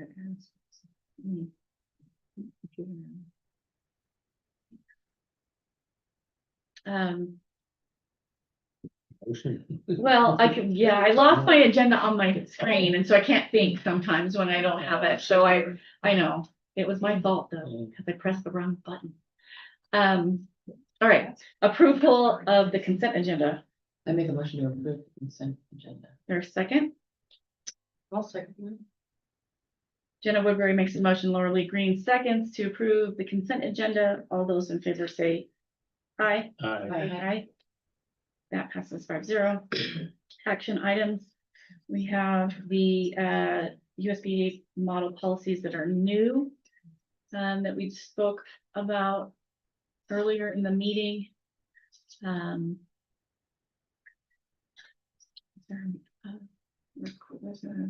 Okay, there's a motion there. Any discussion? Or- You can after you make them, if when we talk about. I'll make a motion to post the 2025 USBA model policies for public comment. Do you want me to read them out? No. As presented on the agenda. As presented on the agenda. Yeah, I would second that. Thank you. Kathy Williams makes the motion, Dave Bishop seconds to approve the USDA model policies as presented on the agenda. Yeah, any discussion? We didn't discuss the food dye that by posting it, everything. We're considering this, we forgot to vote. We don't have. We to don't do have it. it to do. And Oh, that's right. and posting it doesn't mean we have to Mhm. go forward with that. We could put it up there for feedback if we're interested. But also, if that's not the direction the board wants to do, make an amended motion. Yeah. If we can amend that motion, pull that off the post. So when, We're just posting. yeah, for we public post comment. everything and then next time we Right. discuss whether we're gonna, To approve it. yeah. Yeah. Is that okay? Yeah.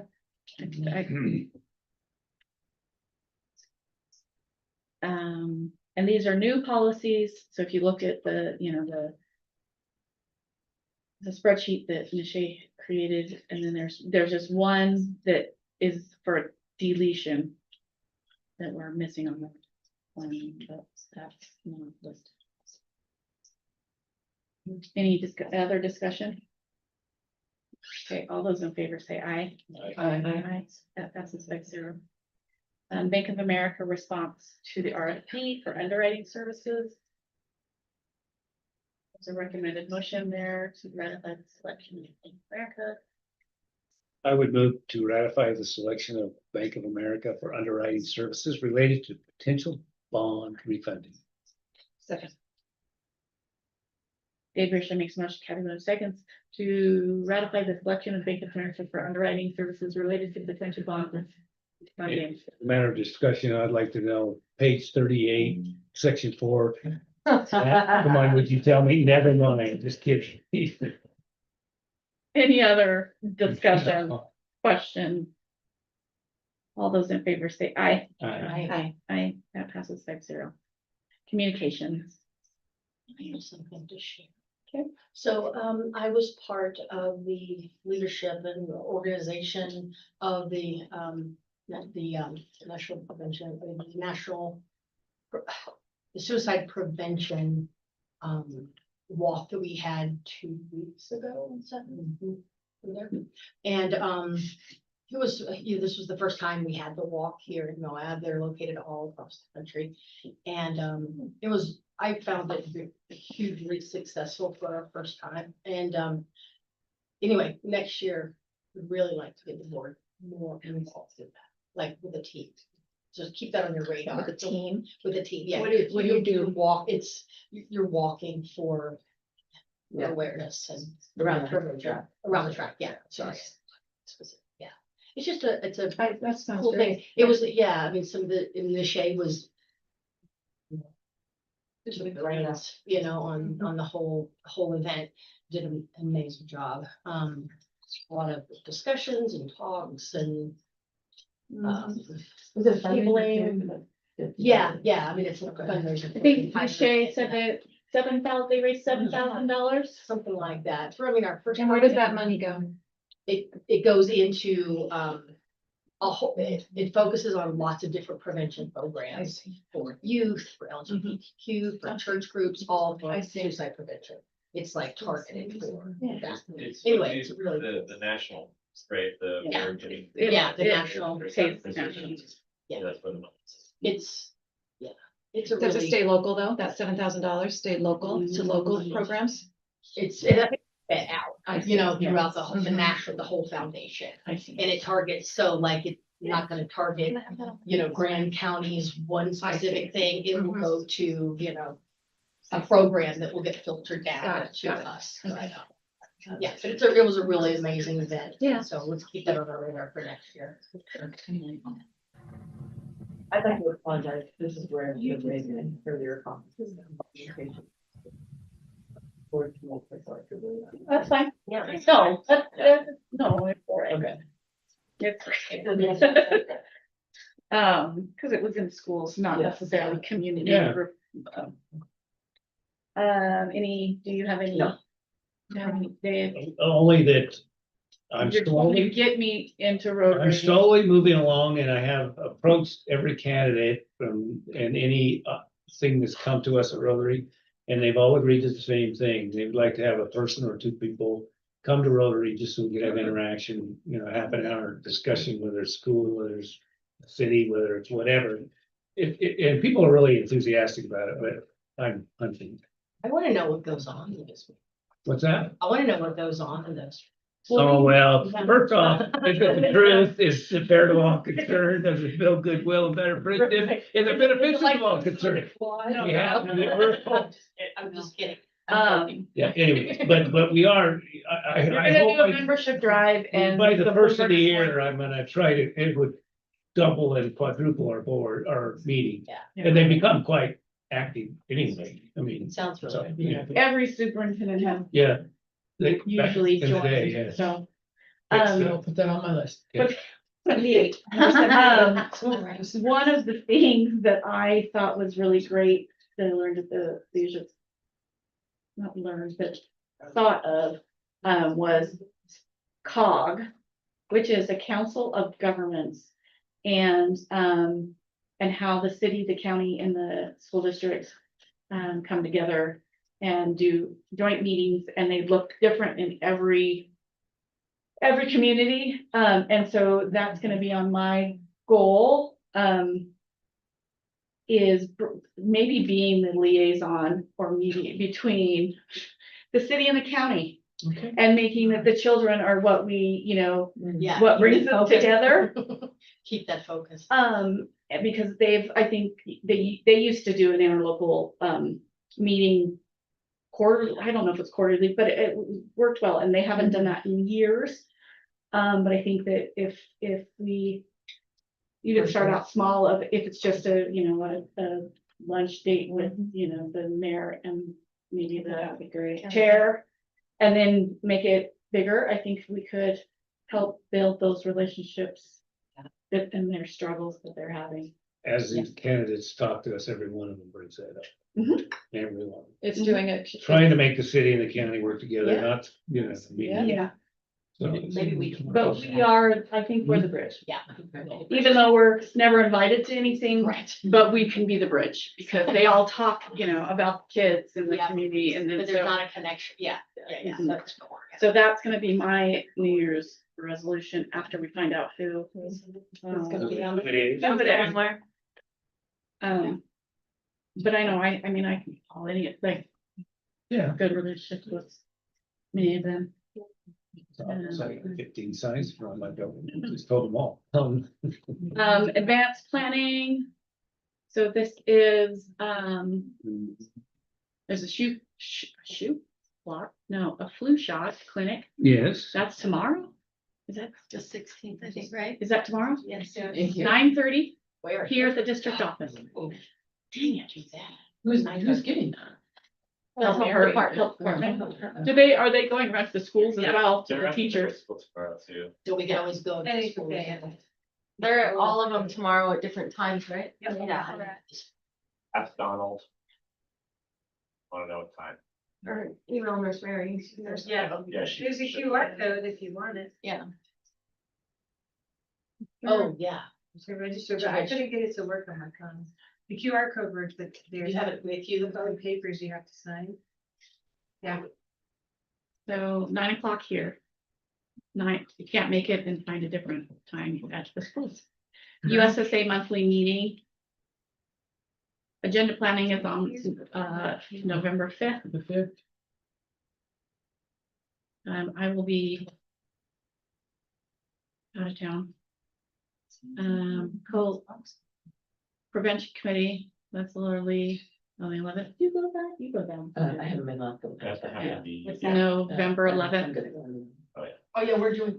Finance is on the 12th, Mm, 2 p.m. Work session is on the 12th. Yeah. Medical safety is on the 13th. As it stands right now, yes, Okay, are you changing that up? I am. Is that Laura Lee? It is Laura Lee. What's that? Clinical safety. Clinical Yeah, safety. So if you change that up, let her know. Well, I think yeah, because if it's afternoon, it's just that one time, right? Just. Yes, we're seeing what the time frame, the structure's changing. I'm not sure if I. But the time is The still time the is same. the Okay. Site visits on the 17th, that's at the high school at 1 o'clock. Got that in your calendar? I got it in my calendar. And then If you're not gonna go to the TSAC, just the main building. Gotcha. the 19th is the board meeting. And is there anything else? Sadie Hawkins is on November 13th. Get your. Can we vote? Get your. I'm sure Yeah. they have. If you want to If you want to gladly chaperone. accept you there. I'm not going to. Husband will call. And do you have a plan there too? Nope, Okay. that was just on my calendar, that the Sadie's, I just thought, when is the play? It's usually the weekend before Thanksgiving. And what is it? So 13th, 14th, is that Sadie? Anastasia. Is it on the same day? No, the Sadie's is, no, it's the Thanksgiving is late this year. It's like the Last 28th or something, it's supposed to say. Oh, yeah, so it's the weekend, the weekend. the before. 21st, 22nd. Correct. I mean. I Girls don't have basketball's like. calendar. Yeah. Okay. Yeah. Next Thursday is Wear Orange Day. It's the HMK is doing a kindness campaign, and I'd love to pass it along to the rest of the district. It's just an anti-bullying awareness event. So it's on the 23rd, and the mayor is going to. We've got kindness assemblies happening in the middle and elementary school, and the idea is to wear orange for kindness and I guess both of them. It's the 23rd. Yes. On the 23rd, the mayor is going to do a little. What time is that? The assemblies? The blues are good, there's 3 of them. Yeah, there's Alright, some, so- they're in the morning. We've got to work on a time and whether we're going to bring the mayor in or have her do her proclamation elsewhere. And then I've got to work on policy. She's excited to do a proclamation for us. Yeah, let us know when she's. What Well, that's we've at. reached out, Jeremy's reached out to the community just to promote it too. So some businesses have come on board to decorate and arrange on that day. The police are doing it. It's also sadly, domestic violence prevention day. Or They're wearing technically- purple, right? Yeah, so they'll do purple and orange, which kind of goes to Halloween, so. Right. Okay. That's true. Okay, any other? Things, First homeschool is November 14th and 15th. There you go. Fourth grade field trip to USC is on the 30th, if anybody wants to go. They always do a really great. They do, the nurses do a really great job. Well, some stuff that's really cool stuff you make for students to teach fourth grade students about nursing and career. So it's really cute, very hands-on. And then they'll be doing a plumbing rotation. I think 4-H. And we were gonna do welding, but I don't know. It seems like the welding might be out, so it might be nursing plumbing. That's October 30th. October 30th, yeah, November or October? October. So that'll be in the 10 to about 1 if you want to start it. It's your role. It's early, we're one of the only districts that really does this early of an introduction to college, so they do it for them. There's also a vision clinic on the 29th, and I'm gonna help out with that this Looks fun. year. Yeah.